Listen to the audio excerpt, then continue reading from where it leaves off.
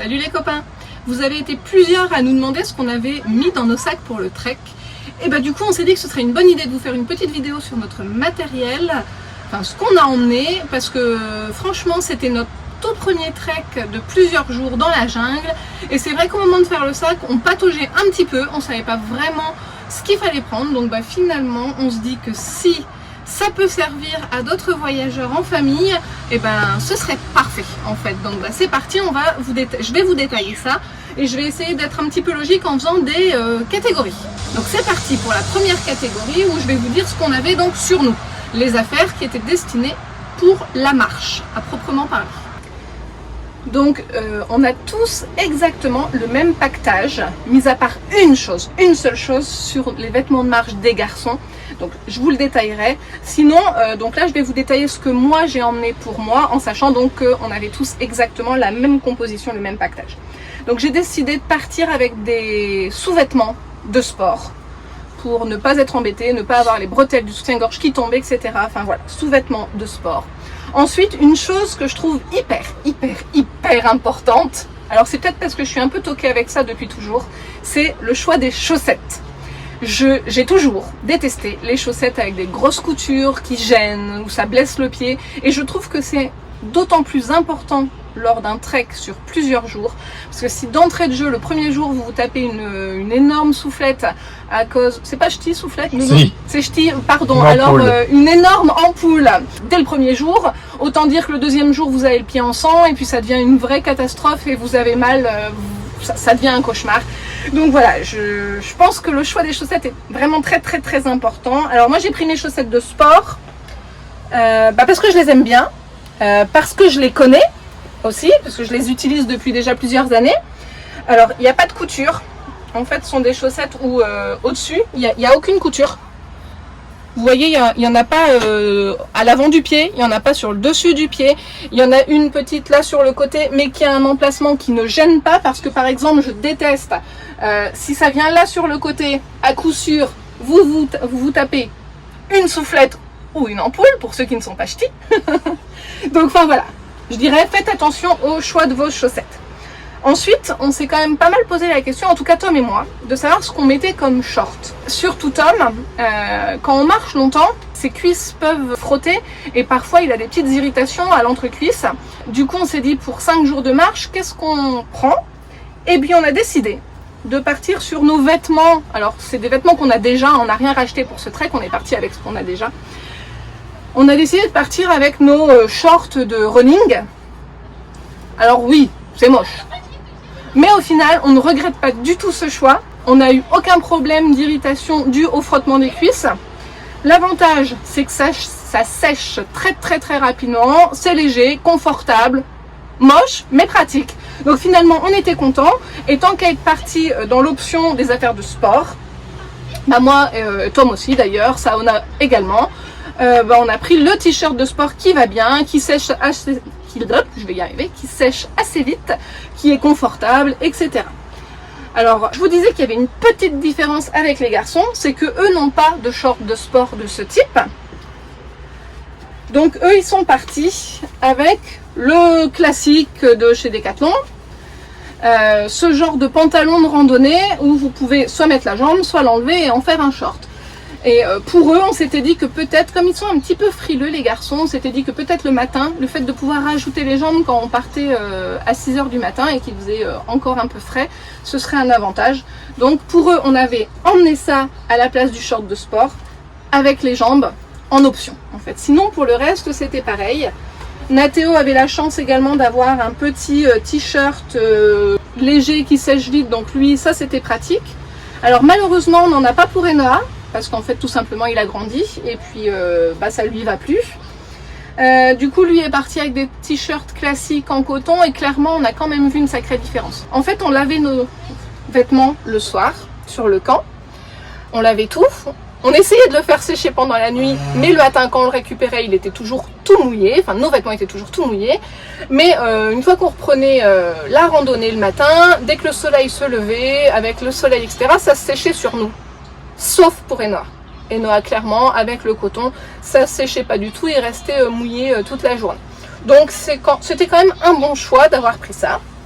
Et ensuite, lunettes de soleil.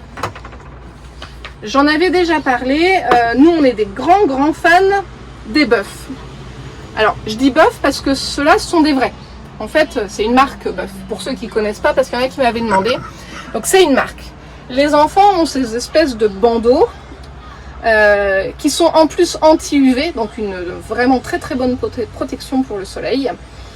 Nous on a la même chose, ce ne sont pas des vrais, ce sont des bandeaux de chez Decathlon, mais ils font le même travail en fait, et on aime beaucoup. Vous pouvez en faire plein de choses en fait, juste un bandeau pour les cheveux et abrite le haut du crâne. On le met souvent en style un peu pirate pour les garçons, comme ça protège la nuque.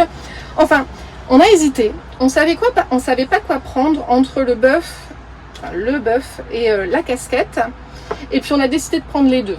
Alors c'est sur un trek, c'est peut-être une petite erreur de s'encombrer, mais c'est parce qu'en fait je me disais que la casquette, s'il y avait beaucoup de soleil à certains endroits, ça pourrait nous protéger le visage, parce qu'il faut quand même pas oublier qu'on est en Colombie, du coup on n'est pas loin de la ligne de l'équateur, donc le soleil tape vraiment à la verticale, donc il est vraiment violent ici. Le fait d'avoir une petite visière, ça protège le front, le nez, un petit peu les joues. J'ai pas ressorti mon sac à dos qui est déjà rangé, mais bon, vous l'avez bien vu dans la vidéo. Donc Tom et moi, on avait nos gros sacs de randonnée. En même temps, on a que cela. Les enfants, eux, avaient donc leur petit sac pour mettre leur poche à eau. D'ailleurs, elle est là, puisqu'en fait, elle vient d'être nettoyée, donc elle est en train de sécher. Enfin, elles sont en train de sécher. Du coup, les enfants, dans leur sac, n'avaient que ça et quelques petites barres de céréales. Et nous, on avait des gourdes, vous avez vu dans la vidéo. On a d'autres gourdes plus grandes en inox. Du coup, on les a pas emmenées parce qu'elles sont un peu lourdes. Donc, on avait chacun une gourde comme ça d'un côté et une bouteille de l'autre côté. Alors, il y a plusieurs personnes qui nous ont posé des questions en nous demandant pourquoi on n'avait pas chargé les enfants, vu qu'ils courent comme des gazelles. En fait, nos enfants étaient quand même chargés.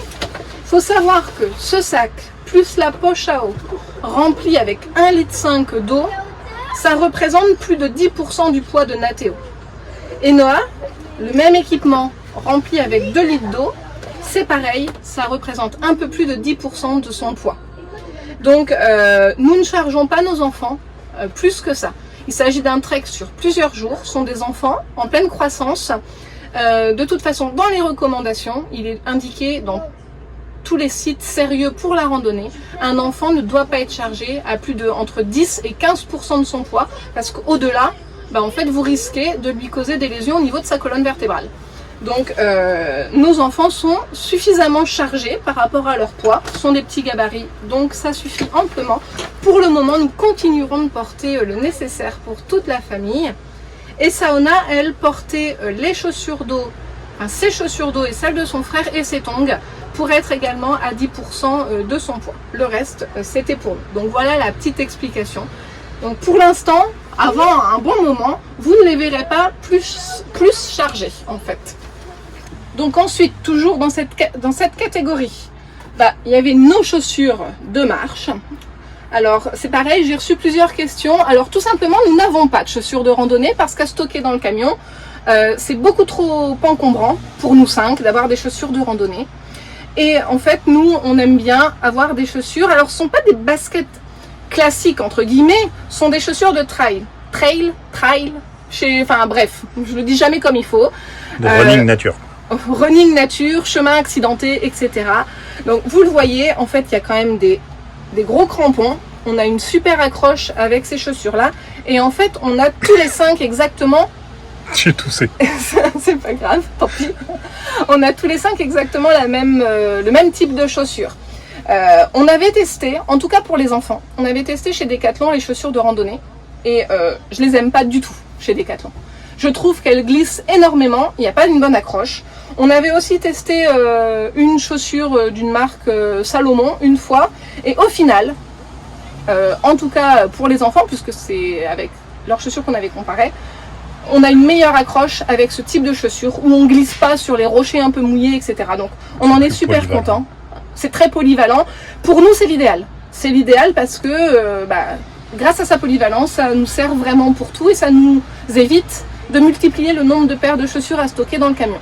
Donc voilà. Et on avait également les bâtons de marche. Ça c'est personnel, vous aimez pas. Nous on aime bien marcher avec des bâtons. Ça nous a bien servi, moi je trouve. La preuve c'est qu'on avait mal au bras, donc c'est bien la preuve qu'on les utilisait beaucoup. Ça c'est personnel, donc nous on les a emmenés et on ne le regrette pas. Et du coup, c'est tout pour cette catégorie de marche. Maintenant je vais vous détailler le nécessaire pour la vie sur le camp. Alors je dirais qu'il y a deux sous-catégories. La première, ça va être le nécessaire pour la nuit. Donc pour la nuit, les organisateurs demandaient qu'on prenne un pantalon. Donc moi j'ai pris un caleçon long et ils demandaient également qu'on ait un gilet. Ce genre de gilet tout simple était suffisant. Il faut savoir que la nuit, la température est autour des 15 degrés, donc il ne fait pas froid, mais un petit gilet est quand même bien supportable et bien pratique, bien utile. Donc voilà. Et pour dormir, donc un t-shirt et une paire de chaussettes. Une paire de chaussettes, nous on avait fait le choix de les prendre un peu plus hautes que celles de marche pour pouvoir coincer les pantalons avec, pour éviter que les moustiques ne passent en dessous des pantalons. Donc on avait tous exactement le même petit paquetage. Pour la vie sur le camp, on avait une frontale. Elle est nécessaire car en fait ils font marcher les générateurs pour l'électricité quelques heures en fin de journée. Et du coup si vous veillez un petit peu ou si vous avez besoin de vous lever pour aller aux toilettes la nuit, etc., il n'y a pas de lumière. Donc la frontale est vraiment indispensable. Ensuite, nous avions pris une tenue de rechange pour le camp. Ça, clairement, c'est une erreur.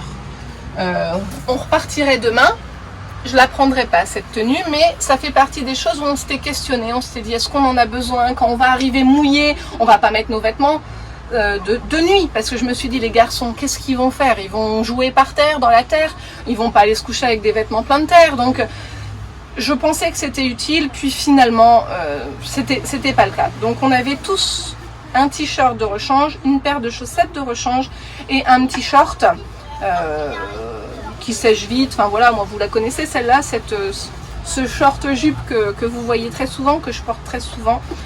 En fait, on aurait pu gagner un petit peu de poids avec ça. Franchement, maintenant je me dis que c'était pas réellement utile. Ensuite, on avait emmené quand même du papier toilette. Alors il faut savoir que sur le trek de la Cité Perdue, sur les camps, il y a du papier toilette. En général, parfois il n'y en a plus, alors il faut aller en demander, etc. Mais on en avait quand même pris, on ne sait jamais si quelqu'un était tombé malade parce qu'on mange des choses cuisinées par les locaux, etc. En chemin et tout. On s'était dit que ça pouvait toujours servir. Donc on avait pris un rouleau de papier toilette. On avait pris des serviettes microfibres. Bon bah, tout le monde connaît ce genre de petites serviettes. Les nôtres sont très très vieilles. Elles ont plus de 10 ans. Et l'avantage, c'est que maintenant elles essuient. Parce qu'il faut reconnaître qu'il faut quand même quelques années avant que ce genre de serviette vous essuie réellement. Nous maintenant elles fonctionnent bien, donc on avait pris 2 serviettes pour nous 5, une pour les filles, une pour les garçons, et on avait une toute petite trousse de toilette, donc un petit pain de savon de Marseille qui nous a servi donc pour nous laver le corps, les cheveux et faire la lessive, donc très efficace, une brosse à dents par personne et un seul tube de dentifrice pour tout le monde. On avait pris du déo, donc ça concerne Tom, Saona et moi. Un petit déo. Oui, vous voyez bien une brosse. On a emmené une brosse. Alors, faut savoir que Saona est très très coquette. Elle passe beaucoup de temps à coiffer ses cheveux. Du coup, elle voulait la brosse. Elle prend quand même pas beaucoup de place. On l'a emmenée. Et oui, vous voyez aussi un petit pot de crème. Nathéo et moi avons la peau assez réactive, assez sensible, enfin surtout Nathéo. Du coup, on s'était dit que si jamais on était beaucoup exposé au soleil, si on avait des rougeurs, des irritations, etc., enfin voilà, ça pourrait être utile. Donc, c'était pas un pot de crème plein, donc il n'était pas très lourd. Donc, j'ai fait le choix d'emmener ça. Ça, c'est clair que c'est indispensable parce que quand vous allez marcher toute la journée, quand vous arrivez sur le camp, et on le voit, hein, tous les randonneurs faisaient la même chose, on enlève tout de suite les chaussures, les chaussettes et on met des tongs. C'est quand même très confortable de pouvoir mettre ces tongs sur le camp. Donc ça, on ne s'est pas planté en prenant les tongs, c'était très pratique et très confortable. Une chose importante également, avec un trek dans la jungle, avec beaucoup d'humidité, il était nécessaire de prendre différents sacs plastiques pour pouvoir séparer les vêtements mouillés, enfin les vêtements sales et les vêtements propres. Les vêtements mouillés, des vêtements secs. Donc voilà, pour chaque personne, chacun avait des petits sacs plastiques pour séparer ses affaires. Voilà, c'est tout pour notre petit nécessaire sur le camp. On passe à la suite. Alors ça, franchement, je sais pas pourquoi les organisateurs nous demandent de prendre des chaussures pour traverser les rivières. Alors déjà, c'est pas les rivières, c'est une rivière. Alors nous, il est vrai que ça fait longtemps qu'il n'a pas plu. Donc clairement, on avait de l'eau jusqu'aux genoux, c'était un peu ridicule, il n'y avait pas grand-chose. Mais même si c'est en saison des pluies, apparemment, on peut avoir l'eau jusqu'aux fesses ou à la taille au pire, enfin pas plus. Donc il y a une rivière à traverser. Ils nous demandent des chaussures pour traverser cette rivière en sachant qu'elle n'est pas très grande, que les cailloux sont tout ronds. J'ai pas compris. Franchement, ça nous a vraiment encombré pour rien parce qu'en sachant qu'on avait donc 5 paires de chaussures d'eau, on aurait traversé pieds nus, c'était tout aussi bien, même mieux pour le poids. Donc franchement, pour le trek de la Cité Perdue, bah pour moi, c'est vraiment pas nécessaire de prendre des chaussures d'eau. Vraiment pas. Alors après, on savait pas. On a suivi les recommandations du tour opérateur, mais dans cette randonnée, on savait qu'on allait pouvoir se baigner sous une cascade et dans des rivières. Donc il était demandé d'emmener les maillots de bain. Donc on avait emmené les maillots de bain. Et je ne sais pas si vous le savez, je crois qu'on l'a déjà dit, en fait nous n'utilisons pas de crème solaire, jamais quand on part dans l'océan, dans la mer, dans des lagunes, dans des cénotes, enfin on n'utilise pas de crème solaire. Donc en fait on avait emmené nos t-shirts anti-UV pour pouvoir se baigner dans ces lieux. C'était pas nécessaire. Dans le trek de la Cité Perdue en tout cas, tous ces lieux sont ultra ombragés avec tous les arbres, donc vous pouvez y aller même si vous ne mettez pas de crème solaire sans risquer de prendre un coup de soleil. Donc ça on pouvait pas le savoir, donc on les avait pris quand même. On avait hésité, on les a rajoutés au dernier moment, on était partis sans et après on s'est dit mais si on reste quelques heures sur place, les enfants vont prendre un coup de soleil. On l'a rajouté. Maintenant on le sait, on peut vous le dire, c'était pas nécessaire, juste le maillot de bain aurait pu suffire. Voilà. Ensuite dans nos sacs on avait pris un couteau au cas où, ça peut toujours servir. Il demandait un anti-moustique, c'est indispensable, on en a utilisé une bouteille complète pour nous 5 sur les 5 jours. Pourtant on n'en utilise pas beaucoup en général, mais là ils étaient voraces les moustiques de la jungle, donc vraiment l'anti-moustique indispensable. Et alors on vous a dit qu'on n'utilisait pas de crème solaire dans l'eau, la mer, etc. Maintenant on en a quand même, alors celui-là il est vieux. Je sais pas s'il est pas périmé d'ailleurs, tellement il est vieux, mais on en utilise aussi quand même, parfois quand on marche, etc. et qu'on est en plein soleil. De toute façon, c'était dans les choses demandées par l'organisateur, donc on l'avait emmené. On ne l'a pas beaucoup utilisé, à part le premier jour où on était vraiment en zone dégagée et donc exposé aux rayons du soleil, et donc un petit peu aussi le dernier jour. Le reste du temps, c'était pas nécessaire. Mais alors après, ça dépend si vous êtes sensible ou pas au soleil. Nous, on était quand même bien couverts. On prend jamais de débardeur justement pour avoir les épaules couvertes. On avait les casquettes qui protégeaient notre visage, etc. On en a mis un petit peu, mais on a dû en mettre 2 fois seulement. Ensuite, on avait emmené ça. Bah, c'est notre trousse de secours. Donc, on a différentes choses. La première chose, c'est une seringue, une solution injectable en seringue pour les chocs anaphylactiques. Donc en gros, c'est vous mangez quelque chose ou vous vous faites piquer par quelque chose et vous faites une allergie. D'un coup, vous ne savez plus respirer, enfin peu importe comment vous allez réagir. Bah, cette seringue peut vous sauver la vie. Donc mine de rien, dans la jungle, on était donc confronté à des bêtes qu'on ne connaît pas. Il suffit d'une morsure, d'une piqûre, il suffit qu'on soit allergique. Alors on n'est pas du tout allergique à quoi que ce soit. Tous les 5, on n'a pas d'allergie connue, mais il n'empêche qu'on pourrait en avoir une qui n'est pas encore connue. Et là, en l'occurrence, on goûte des fruits qu'on ne connaît pas. On est en contact avec des bestioles qu'on ne connaît pas. Donc on ne sait jamais. En fait, on en a 2 dans le camion en permanence. On en a toujours une avec nous et une qui est dans le frigo tout le temps, parce que on est dans des pays nouveaux. Donc, comme je le dis, on est à l'abri de rien du tout. Ça peut nous sauver la vie. Maintenant, il est sûr que lors d'un trek, c'est pas l'idéal, parce que normalement, elle est au frigo. Mais en même temps, étant donné qu'on en a 2 dans le camion, je me suis demandé pour l'emmener, si je l'avais pas prise et que quelqu'un avait déclenché une allergie, Enfin, je m'en serais voulu toute ma vie. Donc ça a certainement pas fait du bien au produit d'être sorti du frigo pendant aussi longtemps, etc. Mais je pense que en cas de problème, c'était mieux que rien.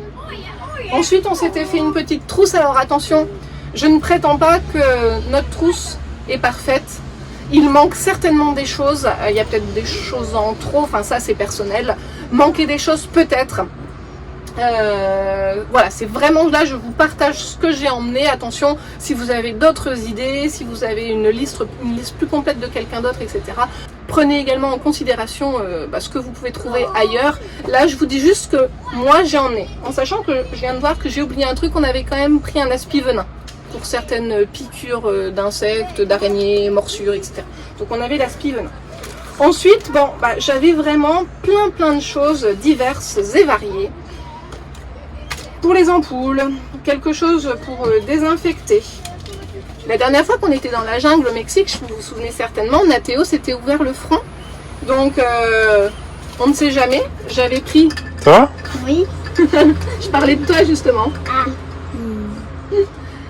Ah. Du coup, j'avais pris du fil de suture, de quoi nettoyer, pour recoudre, une solution pour endormir la zone. On ne sait jamais, en cas de diarrhée, j'avais pris du Tiorfan, on avait pris du Doliprane, j'ai la seringue pour endormir la zone. Ensuite, on avait des bandages pour une plaie, pour compresser éventuellement, de la gaze.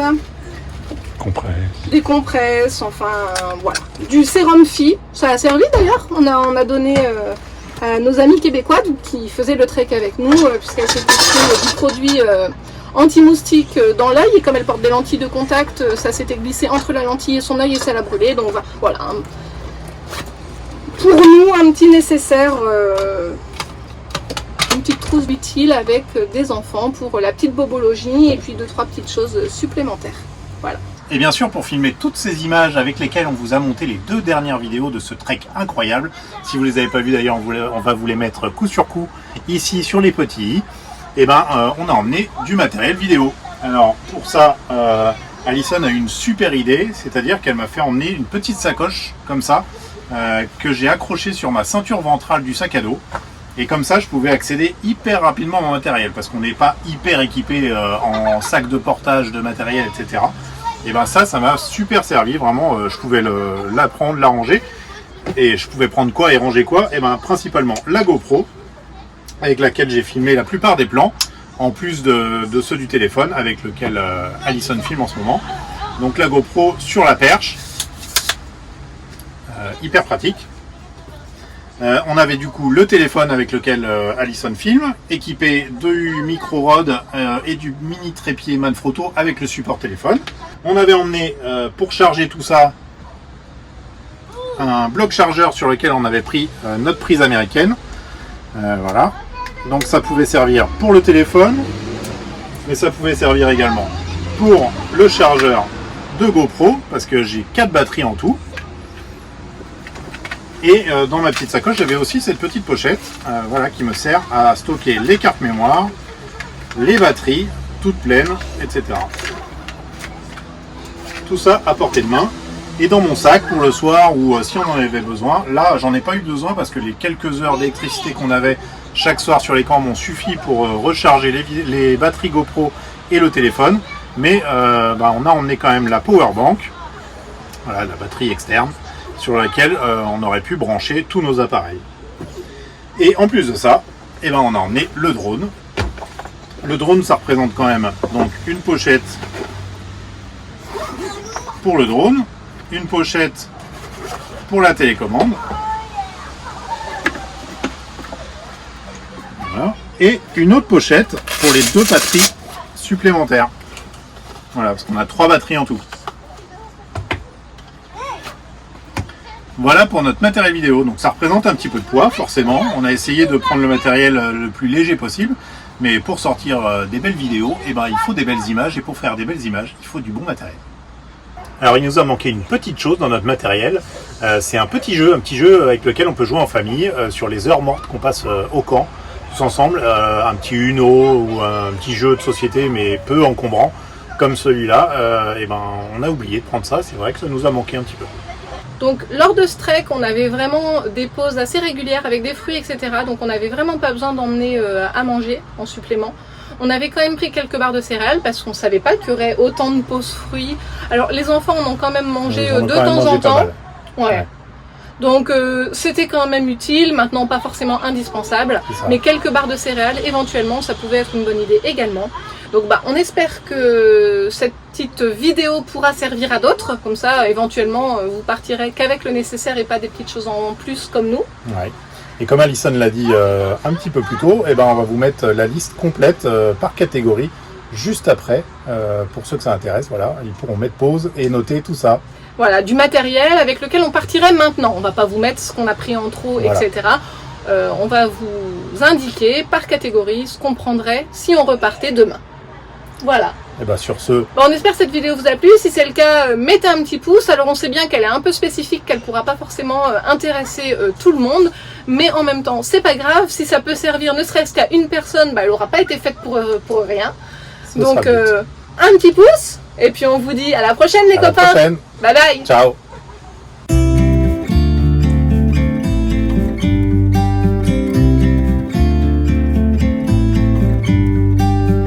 About to leave, already packing.